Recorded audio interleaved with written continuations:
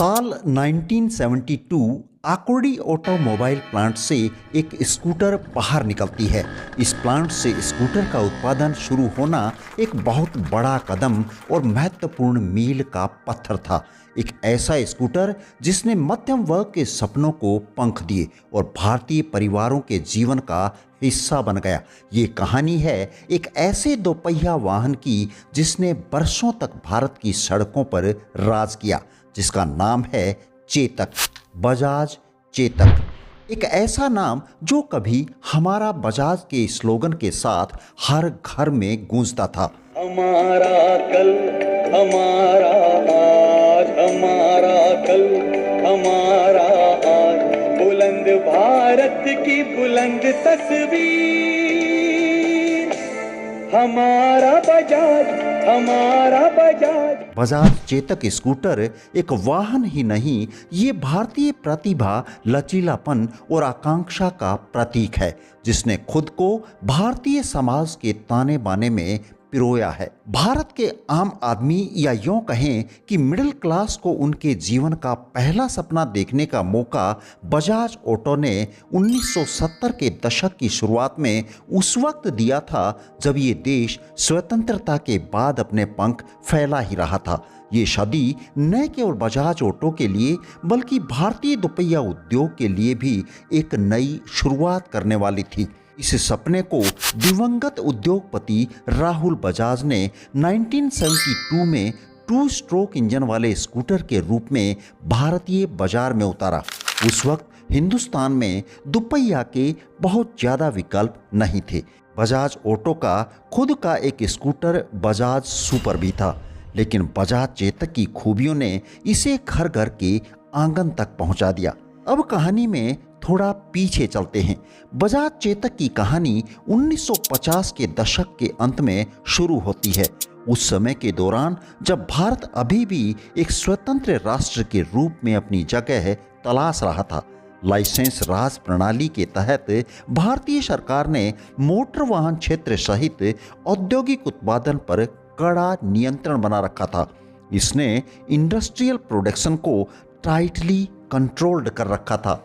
Bajaj auto, जिसकी स्थापना 1940 के दशक में जमनालाल ने की थी, अभी तक कछुआ चाल से आगे बढ़ रही थी, लेकिन कंपनी का फोकस कुछ बड़ा करने का था।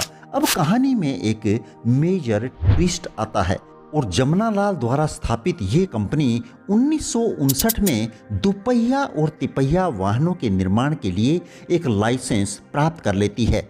कंपनी के लिए ये एक सिग्निफिकेंट अचीवमेंट थी, क्योंकि बजाज ऑटो की स्थापना का उद्देश्य भारत के औद्योगिक विकास में योगदान देना था और अब जमनालाल का ये सपना साकार होता नजर आ रहा था। शुरुआत में कंपनी ने एक इटालियन मैन्युफैक्चरर वेस्पा के साथ पियाजियो के लाइसेंस पर दोपहिया और तिपहिया वाहनों की इंपोर्टिंग और सेलिंग पर फोकस किया, लेकिन असली ब्रेक थ्रू तब आया जब बजाज ऑटो ने इंपोर्टिंग से मैन्युफैक्चरिंग में ट्रांजिशन का निर्णय लिया। अब भारत को ज़रूरत थी उस अफोर्डेबल, रिलायबल और एक प्रैक्टिकल व्हीकल की जो जनता को मोबिलाइज कर सके। बजाज ऑटो ने वेस्पा की इस आइकॉनिक डिज़ाइन को भारत में लाने का अवसर देखा और इसे देश की ज़रूरतों के मुताबिक ढाला, और लगभग एक दशक के ग्राउंड वर्क के बाद बजाज ऑटो ने 1972 में दिवंगत उद्योगपति राहुल बजाज के नेतृत्व में अपना नया स्कूटर लॉन्च किया, चेतक। चेतक नाम का चयन भी एक ऐतिहासिक महत्व से जुड़ा हुआ था। इसकी वजह थी 16वीं शताब्दी के राजपूत योद्धा महाराणा प्रताप के प्रसिद्ध घोड़ा चेतक की हल्दी घाटी के युद्ध में बहादुरी और शौर्य गाथा का घर घर में बसा होना।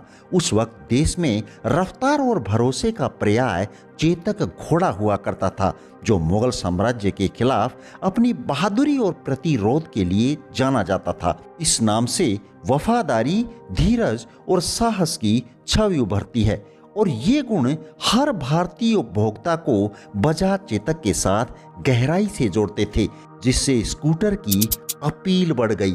बस यही वजह थी कि इस स्कूटर का नाम भी बजाज चेतक रखा गया। अब ये नाम न सिर्फ एक स्कूटर का नाम था, बल्कि एक भावना थी जो भारतीय मध्यम वर्ग के साथ पूरी तरह से जुड़ चुकी थी। बजाज चेतक की कैंपेन के लिए भी कंपनी ने एक कमाल की स्ट्रेटजी अपनाई और लिरिक्स के साथ एक कैची जिंगल तैयार किया गया, हमारा बजाज। ये स्लोगन परिवार की सामूहिक ओनरशिप और इमोशन अटैचमेंट के साथ साथ चेतक को परिवार के एक सदस्य के रूप में प्रस्तुत करता था। विज्ञापन में भारतीय जीवन के रोजमर्रा के दृश्य दिखाए गए थे, जिसमें एक पिता अपने बच्चों को चेतक पर बिठाकर स्कूल छोड़ता है। कभी कभी पूरा परिवार स्कूटर पर सवार होता था। पिताजी स्कूटर चलाते थे, माँ पीछे बैठ जाती थी और बच्चों को बीच में बिठा लिया जाता था, जिससे यह एकजुटता का प्रतीक बन गया। ये स्लोगन लोगों के दिलों से जुड़ा था और पीढ़ियों तक लोगों के मन पर राज किया। आज भी इसे हिंदुस्तान की एक सफल कैंपेन माना जाता है। चेतक का डिजाइन इटली की मशहूर कंपनी पियाजियो के वेस्पा स्प्रिंट स्कूटर से प्रेरित था, जो इसे अपने समकालीनों से अलग बनाता था। इसका डिजाइन उस वक्त की टूटी फूटी सड़कों और ग्रामीण क्षेत्रों के कच्चे पक्के रास्तों को देखते हुए किया गया था। 145 सीसी 2 स्ट्रोक इंजन वाला ये scooter metal body, round headlamp और कंफर्टेबल सीटिंग के साथ एक साधारण लेकिन क्लासिक डिजाइन था। इसके बड़े पहिए, जिसकी वजह से भारतीय सड़कों पर इसे काफी पसंद किया गया।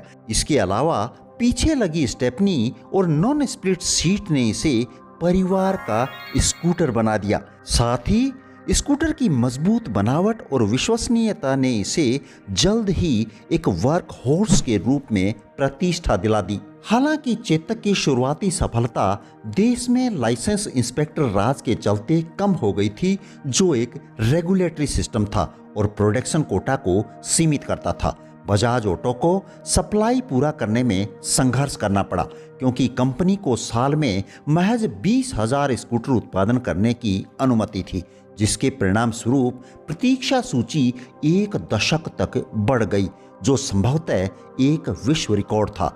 उस वक्त देश में दहेज की कुप्रथा थी और बजाज चेतक शादियों में मांगे जाने वाली सबसे बड़ी चीज होती थी, क्योंकि अब ये स्मृति और व्यवहारिकता का प्रतीक बन गया था।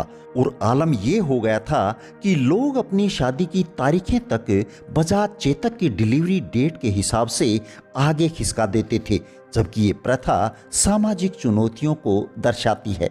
इस कमी ने चेतक को एक कोवेटेड कमोडिटी बना दिया।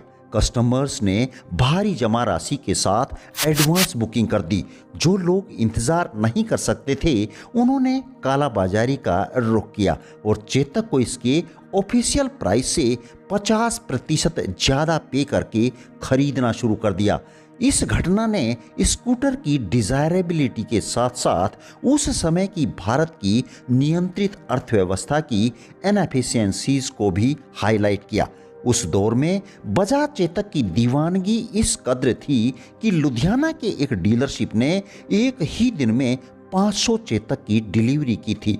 वैसे तो ये देश भर में लोकप्रिय थी, मगर दिल्ली, पंजाब व आंध्र प्रदेश सबसे बड़े बाजार थे। एक समय में चेतक की बिक्री 70,000 यूनिट प्रति महीने पहुंच चुकी थी। चेतक ने लोकप्रिय संस्कृति में भी अपनी जगह बनाई। 1970 और 1980 के दशक की बॉलीवुड फिल्मों में ये एक आम दृश्य था, जिसे अक्सर एक ही तरह के मध्यम वर्ग के नायक के द्वारा चलाया जाता था, चाहे वह अपनी प्रेमिका को लुभाने वाला सीन हो या फिर संकरी गलियों में किसी का पीछा करने का सीन हो। चेतक की अपील सिर्फ भारत तक ही सीमित नहीं थी। बजाज ऑटो ने इसका यूके जैसे देशों में निर्यात किया। इस अंतर्राष्ट्रीय उपस्थिति ने इसे वैश्विक ऑटोमोटिव खिलाड़ी के रूप में स्थापित किया। अपने इकोनॉमिक और कल्चरल रोल से परे चेतक ने विशेष रूप से महिलाओं के लिए सामाजिक बदलाव में भी अपना योगदान दिया। ऐसे समाज में जहां महिलाओं की गतिशीलता अक्सर प्रतिबंधित थी, स्कूटर ने उन्हें स्वतंत्रता प्रदान की। महिलाओं ने पारंपरिक बाधाओं को तोड़ते हुए कॉलेज, नौकरी और बाजार के काम निपटाने के लिए इसका इस्तेमाल किया। अब तक तो बजाज चेतक अपनी सफलता की राहों पर सरपट दौड़ रहा था, लेकिन आगे का रास्ता इसके लिए इतना आसान नहीं रह गया था, क्योंकि चेतक की कामयाबी पर किसी की नज़र जो लग गई थी। बजाज चेतक में शुरू से ही कुछ खामियां थी, जिनमें से मुख्य खामी ये थी कि फ्यूल के डेड जोन में होने पर स्कूटर स्टार्ट नहीं होता था। इसलिए कार्बोरेटर में फ्यूल मिक्सर इंजेक्ट करने के लिए वाहन को एक तरफ झुकाना पड़ता था। 70 और 80 के दशक में बजाज चेतक ने एक छत्र राज किया, लेकिन 90 के दशक में LML के स्कूटरों ने अपना जलवा दिखाना शुरू कर दिया।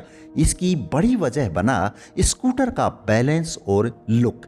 दरअसल LML के स्कूटर में कंपनी ने एक तरफ इंजन लगाया और दूसरी तरफ स्टेपनी को नीचे ही फिट किया, पीछे खुला हैंड और बैक रेस्ट दिया।